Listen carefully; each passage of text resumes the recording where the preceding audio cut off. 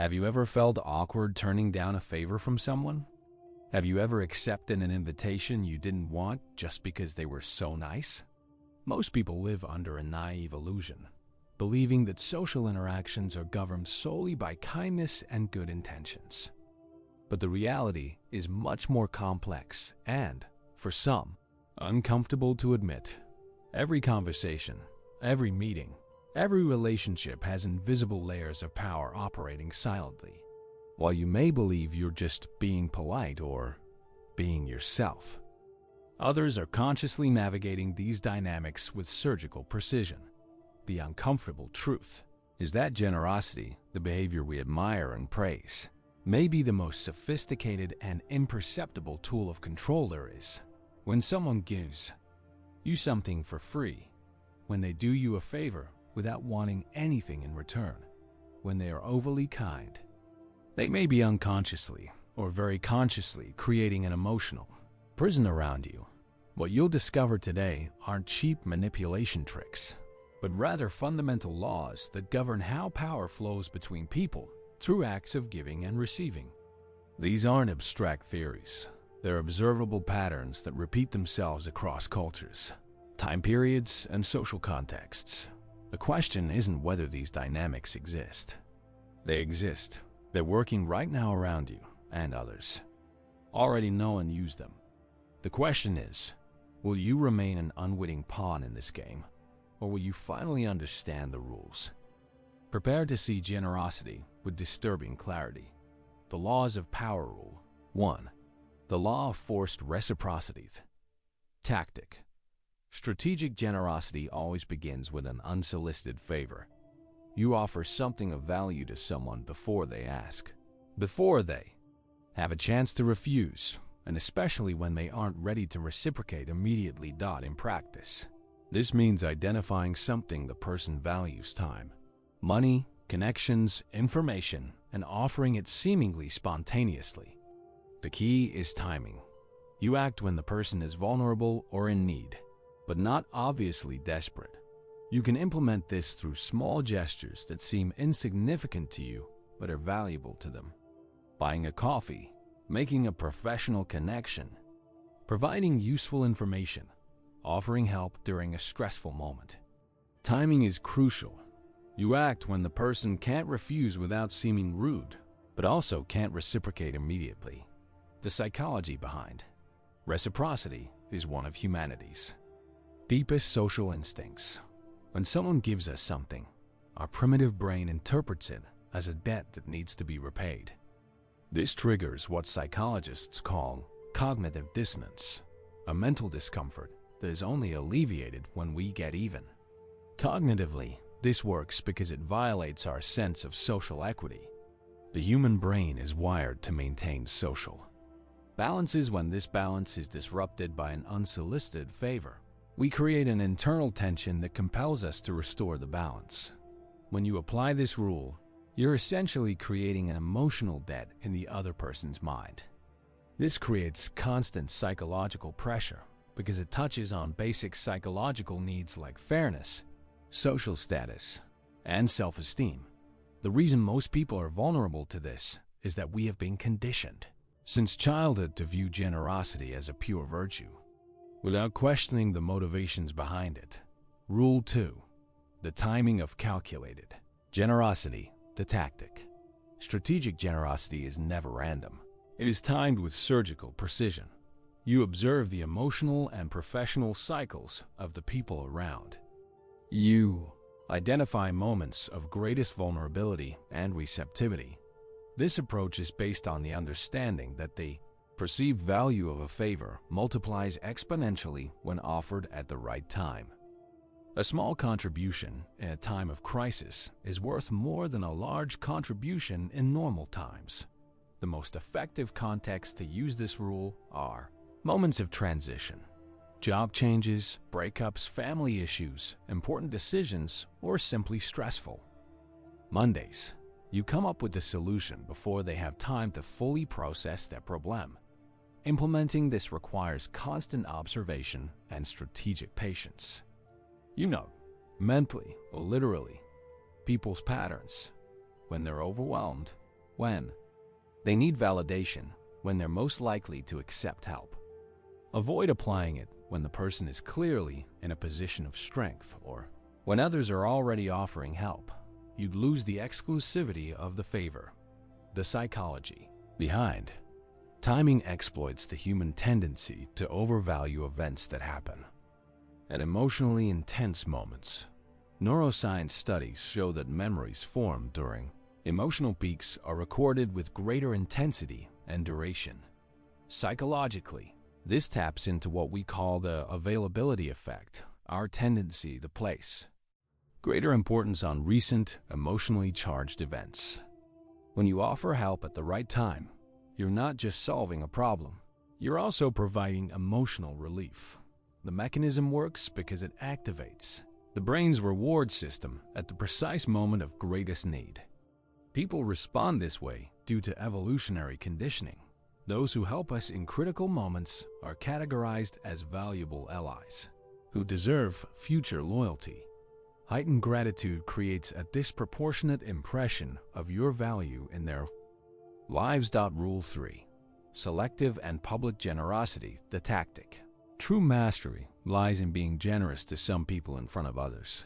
You create a visible social hierarchy through your acts of generosity, making some feel special while others feel excluded and eager for your approval. This rule operates on the fundamental principle of social scarcity. When your generosity isn't available to everyone, it becomes more valuable and desirable. In practice, this means carefully choosing who you're generous with and, more importantly, ensuring that others see this selectivity. You can implement this through public favors for specific people, professional recommendations mentioned in groups, exclusive invitations extended in front of others, or simply visibly different treatment. The key is in the subtlety. The difference should be noticeable, but not obviously intentional. Timing is crucial. You practice public generosity when there's an adequate audience, but avoid it when it might seem like crass exhibitionism. The art is in making it seem natural and spontaneous. The psychology behind this exploits multiple cognitive biases simultaneously: the need for status, the fear of social exclusion, and the psychology of scarcity. From an evolutionary point of view, being excluded from the group meant death, so our brains still react intensely to signals of social rejection. When you apply this rule, you are essentially triggering two distinct reactions. In favored people, you create a sense of elevated status and gratitude. In excluded people, you generate social anxiety and a desire to win their approval. Psychologically, this works because it taps into the implicit social hierarchy that exists in all human groups. People constantly assess their relative status through social indicators, and their selective generosity becomes one of those indicators. The reason this is so effective is that it combines the power of reciprocity with the dynamics of social competition. People don't just want to return favors. They want to earn the right to receive future favors.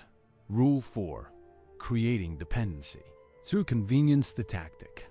You don't offer one-off favors. You make yourself indispensable through small, constant conveniences. Instead of offering a one-time, big helping hand, you position yourself as the easy solution to the person's small, recurring problems. This approach is based on the understanding that emotional dependence arises from convenience, not necessity. You identify the small frictions in someone's life-boring tasks, minor decisions, connections they need, and become their trusted source for resolving these issues. Implementing this requires you to position yourself as the facilitator of someone's life. You always have a referral, a solution, a contact, an answer.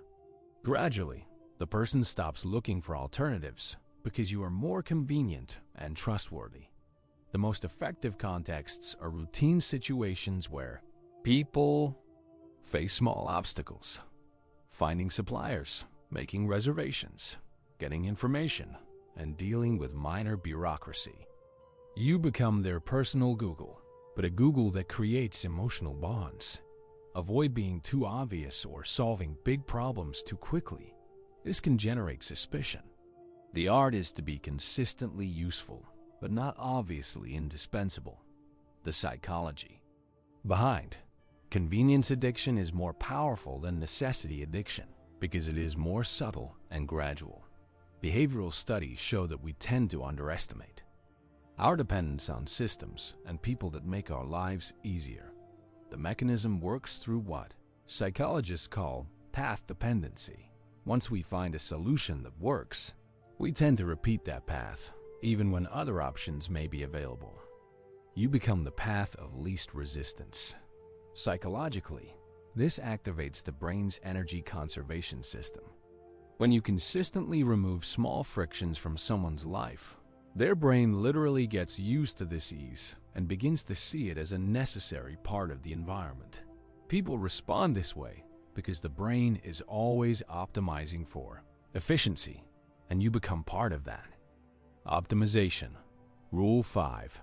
The contrast of unexpected generosity. The tactic. You alternate periods of intense generosity with periods of neutrality, creating an emotional contrast that amplifies the impact of your favors. Constant generosity becomes invisible. Contrasting generosity becomes memorable. This rule operates on the principle that our brain perceives change, not constant states. When you're consistently generous, people get used to it and come to see it as your normal behavior. But when you create contrasting patterns, each act of generosity takes on extra emotional weight. You can implement this through calculated cycles. Periods where you're especially attentive and helpful, followed by periods where you're busy or less available. Not cold or rude, just less proactive in offering help. The key is to make generosity seem spontaneous and related to external circumstances. I've been busy, but I saw you needed this and couldn't resist helping. Timing is crucial. You return to generosity just when the person is starting to miss you. The art is in making people value their generous moments precisely because they are not guaranteed. The psychology behind this exploits the psychological principle of intermittent reward, the same mechanism that makes gambling addictive. When we don't know when the next reward will come, our brain becomes more attentive and values each occurrence more. Neurologically, uncertainty activates the dopaminergic system more intensely than predictability. When your generosity follows an unpredictable pattern, you're essentially creating little spikes of pleasure in the person's brain every time you act generously. Psychologically, this works because it positively violates our expectations.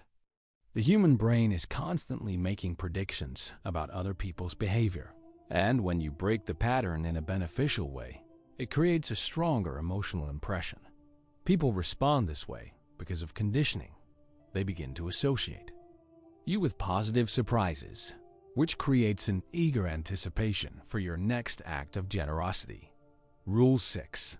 Generosity as a test of loyalty. The tactic.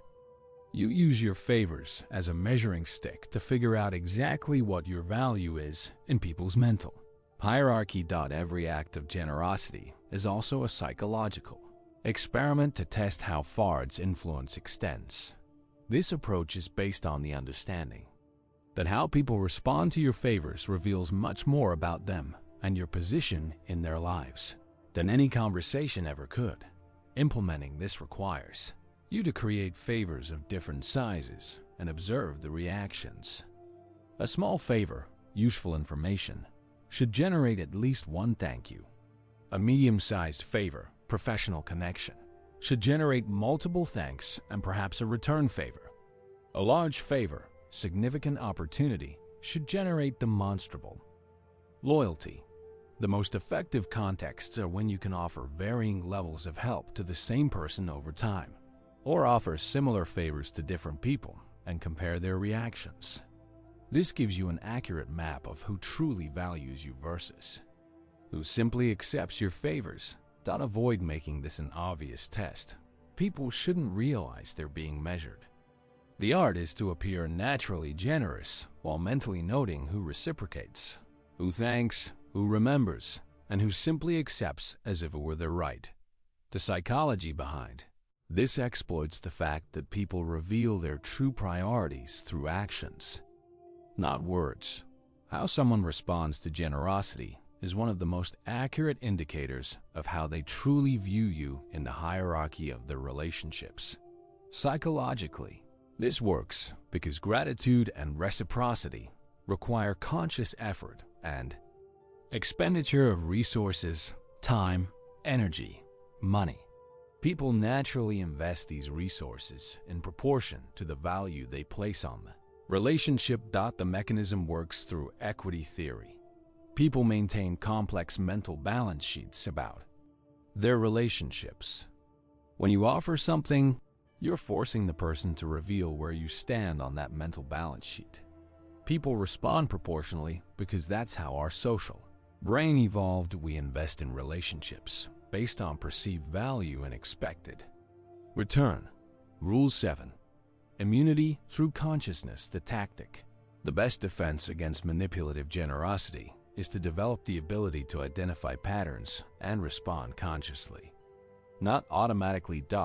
You learn to distinguish between genuine generosity and strategic generosity through specific behavioral indicators. This rule operates on the fundamental principle that knowledge is power. When you understand the mechanisms, you can consciously choose how to respond rather than reacting instinctively. In practice, this means looking at timing. Too convenient? Publicity. Are others seeing it? Selectivity. Why you specifically? And especially implicit expectations. Is there subtle pressure to reciprocate? You can implement this through conscious pause techniques. When someone offers something, you thank them, but take your time before accepting or feeling obligated. That's so kind. Let me think of the best way to take advantage of this. This breaks the automatic reciprocity. The secret is to separate gratitude, which is always appropriate, from obligation, which must be conscious. You can be grateful without feeling emotionally indebted. The psychology behind consciousness interrupts the automatic processes that make manipulation effective. When you recognize that you are being influenced, the prefrontal brain, the area of conscious decision-making, can override the impulses from the limbic system, the area of automatic emotional reactions. Neurologically, this works because metacognition, thinking about your own thinking, activates different neural networks than those that process direct emotional reactions.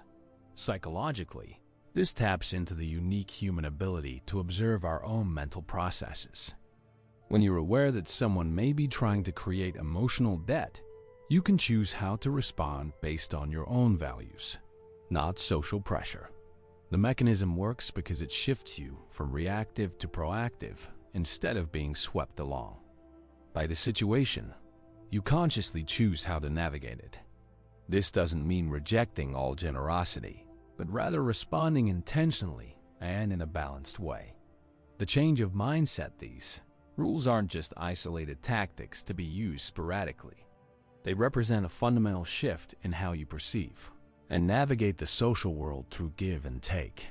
When you understand the mechanics of strategic generosity, you develop a social sophistication that most people will never achieve. You stop being naive about human motivations without becoming cynical about human nature. When you internalize these laws, you're not just learning tricks, you're developing a keen perception of human nature. You begin to see the invisible patterns that were always there, but which your untrained mind simply ignored. This is the difference between being reactive and being strategic, between accepting any favor without question and consciously evaluating what is being offered and why, between constantly feeling emotionally indebted to others and maintaining a healthy balance between gratitude and autonomy. True mastery lies not in using these rules to harm others, but in understanding them so deeply that you can protect your own emotional energy, make better choices about who to bond with, and navigate situations of questionable generosity with clarity and purpose. You can be genuinely generous and still be aware of when others are being strategically generous. When you operate from this heightened awareness, you no longer need to automatically accept any favor or feel guilty about questioning motives. You see the game being played and can consciously choose how to respond or whether to respond at all. The mastery of art strategic generosity is perhaps the most sophisticated form of social influence because it transforms a universal virtue into a tool of power. The rules we've just explored aren't abstract theories. They're fundamental laws of human psychology that operate independently of your awareness of them. The difference is that now you have the choice to remain unaware or develop mastery. A truly powerful person is not one who never gives anything to anyone, nor one who gives everything to everyone. They are the ones who understand exactly what is happening in each social exchange and consciously choose how to participate. Remember, knowledge without application is merely intellectual entertainment. Real power comes from keen observation, conscious practice, and the courage to see human interactions as they truly are: complex, strategic, and charged with motivations that aren't always obvious. Every act of generosity you receive now becomes an opportunity to apply these laws accurately. Every favor offered will be a chance to evaluate your motivations and respond consciously. True social freedom comes from understanding that you always have a choice to accept or refuse, to reciprocate or not, to bond or remain independent. If this video changed your perspective on acts of generosity around you, subscribe to the channel and turn on notifications so you don't miss future content on social psychology. In the comments, tell me which of these 7 rules have the greatest impact on your view of generosity, and share a situation where you've observed this dynamic in action. Social mastery begins with awareness, and awareness begins now.